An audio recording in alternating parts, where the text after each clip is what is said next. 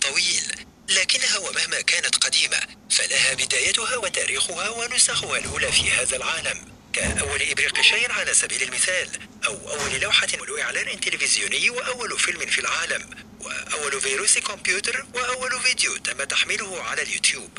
تريد أن تكتشف ذلك معنا؟ حسناً، لننطلق. أول محادثة هاتفية. من اخترع الهاتف؟ بالتأكيد ستقول إنه ألكسندر غراهام بيل، لكن المخترع الحقيقي للهاتف هو الإيطالي أنطونيو ميوتشي، الذي تقدم بطلب للحصول على براءة هذا الاختراع سنة 1871، أي قبل 5 سنوات من بيل. لكن السر الكمن وراء شهرة بيل وشركته بيل كومباني هو مساهمته في تعميم الاتصالات والتطور الواسع لهذه الصناعة. بالإضافة لذلك كان أول شخص يقوم بإجراء أول مكالمة هاتفية، وذلك في 10 من شهر مارس سنة 1876 حسب ما يشاع. خلال هذه المكالمة الهاتفية أظهر بيل كيف يمكن نقل الكلام عن طريق الأسلاك الكهربائية، وذلك خلال المحادثة التي استدعى فيها مساعده الكهربائي توماس واتسون. كانت المحادثة الأولى قصيرة وتألفت من جملتين قصيرتين جدا. سيد واتسون، تعال، أريد رؤيتك. أول فيلم سينمائي. أصبحت السينما جزءا لا يتجزأ من حياتنا، حيث أصبحنا نتابع إصدار العروض الأولى للأفلام الجديدة، ونهتم بتفاصيل حياة الممثلين، ونتابع الانتقادات التي يتعرضون لها. تقول الإحصائيات إن كل شخص على هذا الكوكب يشاهد على الأقل فيلما واحدا كل أسبوع، إما كاملا أو على أجزاء. ومع ذلك فقلة من الأشخاص من يتساءل عن كيفية وظروف ظهور السينما وأول فيلم شاهده المتفرجون. ظهرت السينما رسميا سنة 1895، لكن الأفلام الأولى بدأت في الظهور قبل عدة سنوات من هذا التاريخ. خلال سنة 1888 قام الفرنسي لويس لوبرانس الذي عاش في إنجلترا بتصوير أول فيلم في العالم، والذي حمل اسم مشاهد من حديقة رونداي. لإنشاء أول فيلم في العالم تم استخدام تقنية جديدة تعتمد التسجيل على فيلم ورقي مغطى بطبقة حساسة من الصور. خلال سنة 1895 ظهر فيلم وصول القطار إلى محطة المدينة، الذي اشتهر في جميع أنحاء العالم. يقال إن هذا الفيلم كان بداية عصر التصوير السينمائي. قام الإخوان لوميير بتصوير وإصدار هذا الفيلم الوثائقي القصير أنحاء العالم كمؤسسين للسينما. أول إعلان. يبدو أن تاريخ الإعلانات قديم جدا، أليس كذلك؟ لا سيما تلك التي نراها على التلفاز. تخيل مشاهدة قناة تلفزيونية بدون إعلانات. طبعا مستحيل، لكن الوضع لم يكن على هذا الحال من قبل.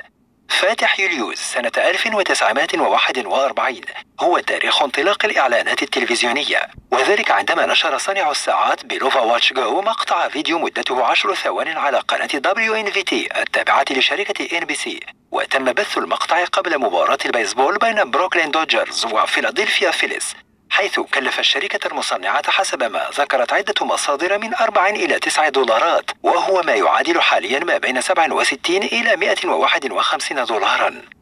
الإعلان عبارة عن تعديل في خطاب قناة WNVT وتحويله إلى ساعة بسهمين تبين التوقيت، حيث تم عرض الإعلان لمدة دقيقة واحدة.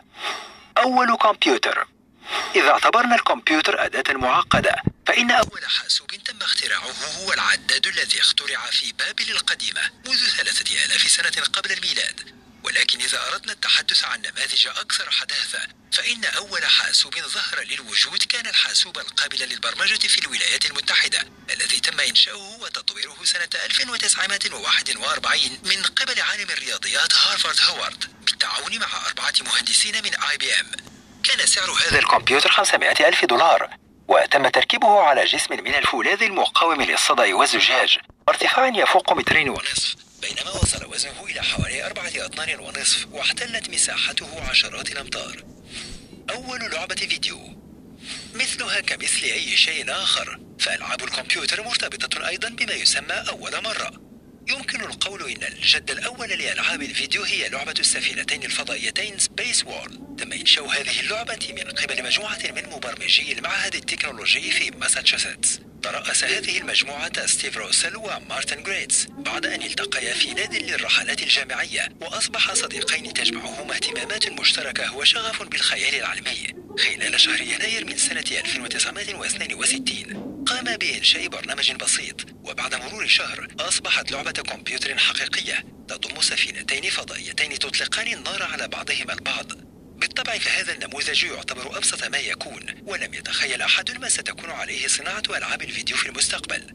الشاشة المستديرة التي تعمل بأشعة الكاثود تعرض ساحة المعركة التي تبدو كجزء من السماء ليلا تزينها النجوم. يمكن للاعبين استخدام لوحة المفاتيح أو عصا التحكم لتحريك السفينتين وإطلاق النار ولتفادي الطلقات، كما يمكن القيام بقفزة مفاجئة وقوية تجعل السفينة تختفي وتظهر في مكان آخر على الخريطة. أول هاتف محمول. تم اقتراح فكرة إنشاء أول هاتف محمول من قبل مختبر أبحاث بيل لابوراتوريز TANT، وخلال سنة 1947 بدأت الفكرة تدور حول ابتكار هاتف يستخدم في السيارات. وليس من الغريب أن تكون الإصدارات الأولى من هذا الجهاز عبارة عن آلات تزن 30 إلى 40 كيلوغراما. من الواضح أنه لم يكن هاتفا محمولا، ولكنه على الأقل هاتف قابل للنقل. بعد مرور 20 عاما وبالضبط خلال فترة السبعينات، أصبحت الإصدارات الجديدة أخف وزنا ويتراوح ما بين 12 إلى 14 كيلوغراما.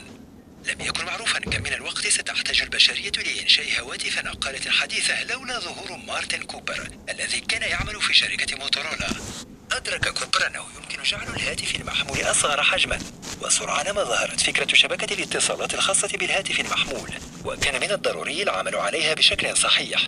وبفضل ذلك تم في 3 من شهر أبريل سنة 1973 بك، حيث استقبل رئيس قسم الأبحاث جويل أنجل المكالمة الهاتفية بصوت كوبر: أنا أتصل بك من هاتف محمول.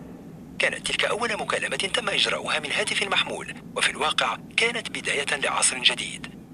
بالمناسبة، اتصل كوبر من أول نموذج للهاتف المحمول في العالم، والذي يدعى ديناتاك ويزن حوالي كيلوغرام، وكان يتكون من 2000 قطعة، حيث لا تتجاوز شحنة البطارية 20 دقيقة من المكالمات.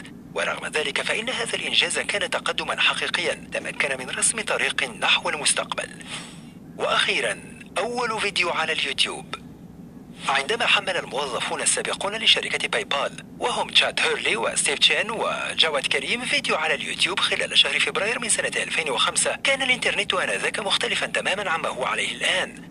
إضافة لذلك سيكون من الصعب عليك تصور الحالة التي كانت عليها شبكة هذا الموقع العالمي في ذلك الوقت، خصوصا في غياب تام لشبكات التواصل الاجتماعي كالإنستغرام والفيسبوك، الذي لم يتم تعميمه لجميع مستخدمي الإنترنت إلا خلال شهر سبتمبر من سنة 2006. بشكل عام كان شبيها بشيء يعود للقرون الوسطى. في ذلك الوقت كان من الصعب تبادل مقاطع الفيديو عبر الإنترنت. حسنا، يمكننا القول بأن هذه الفكرة جاءت بشيء جديد وكانت رائعة جدا. ظهر أول فيديو على اليوتيوب في 23 من شهر أبريل لسنة 2005، ووصلت مدته 18 ثانية، حيث كان يظهر جواد كريم وهو يقف أمام الفيلة في حديقة حيوانات سان دييغو. إنه اختيار غريب لأول فيديو. إضافة لذلك فإن الصوت كان أكثر غرابة. حسنا، نحن هنا أمام الفيلة. الشيء الجميل في هذه الأنواع من الحيوانات هو أن لها خراطيم طويلة جدا، وهذا شيء عظيم. هذا كل ما كنت أريد قوله. تم تصوير الفيديو من قبل جاك أوفلابيتسكي، وهو أحد أصدقاء كريم. في ذلك الوقت لم يكن لديه أي فكرة عن استخدام هذا الفيديو.